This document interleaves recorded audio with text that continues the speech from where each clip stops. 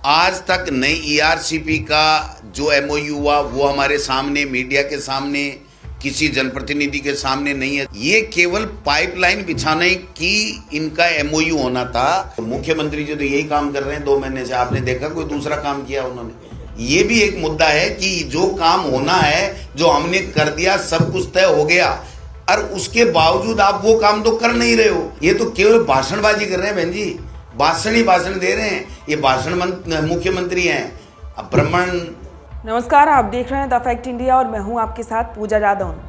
लोकसभा चुनाव के आते ही राजस्थान में भजनलाल सरकार को घेरकर कांग्रेस पार्टी केंद्र सरकार को कमजोर दिखाने का पूरा प्रयास कर रही है।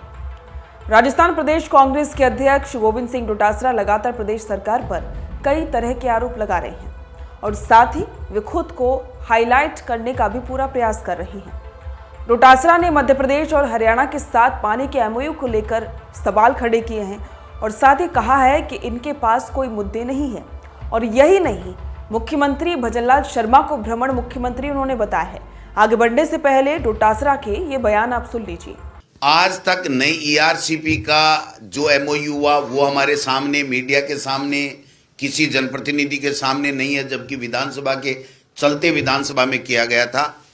ने जो ये यमुना के पानी का हरियाणा सरकार से उन्होंने क्या समझौता किया, कितने पानी का समझौता किया, ये नहीं हुआ। कहने का मतलब पानी का समझौता तो ये कर ही नहीं सकते।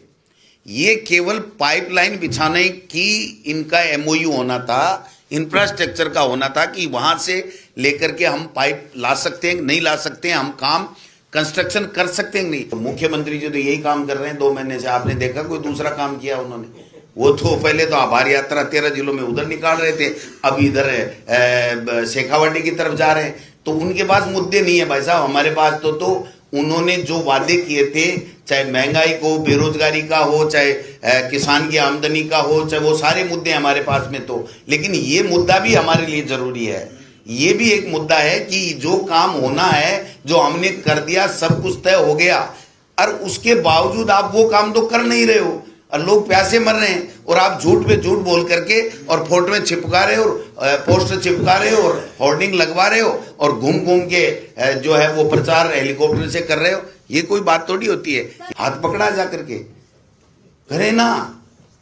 वो तो 2G स्पेक्ट्रम और पता नहीं कोलगेट क्या क्या लेके आए थे और सरकारें बना ली, और आज तक किसी को किया हो तो बता दो। तो आप राजस्थान में क्यों मानते हो कि हम इतने ताकतवर हैं कि जाके उनकी कलम पकड़ लेंगे? जो उनको जिस मुद्दे के ऊपर जांच करनी हो वो जांच करें, जो दोषी हो उनको सलाखों के पीछे करें। मना कौन कर रहा है? ये तो केवल भाषणबाजी कर रहे हैं बहन जी, भाषण ही भाषण दे रहे हैं। ये भाषण मुख्यमंत्री हैं। अब ब्राह्मण भाषण और भ्रमित और औचक निरीक्षण, ट्रांसफर खेल लो, इसके अलावा कुछ किया है क्या? तब बता दो 90 दिन।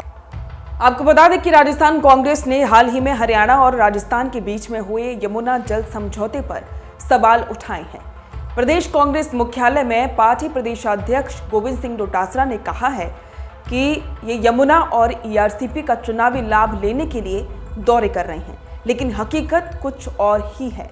डोटासरा ने कहा है कि सरकार की अगर मंशा साफ है तो वो दोनों एमओयू को सार्वजनिक करे।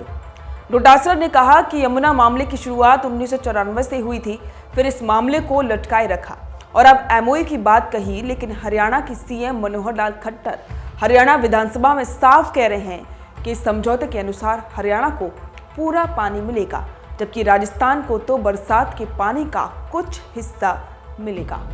पीसीसी चीफ गोविंद सिंह डोटासरा ने खट्टर का एक वीडियो भी जारी किया। इसके साथ ही मुख्यमंत्री भजनलाल शर्मा की कार्यप्रणाली पर उन्होंने सवाल उठाए।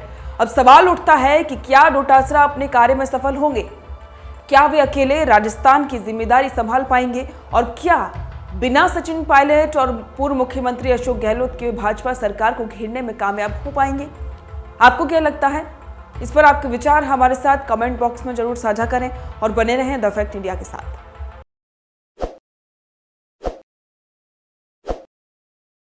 ताज़ा खबरों के लिए विजिट करें द फैक्ट इंडिया की वेबसाइट और डाउनलोड करें द फैक्ट इंडिया ऐप।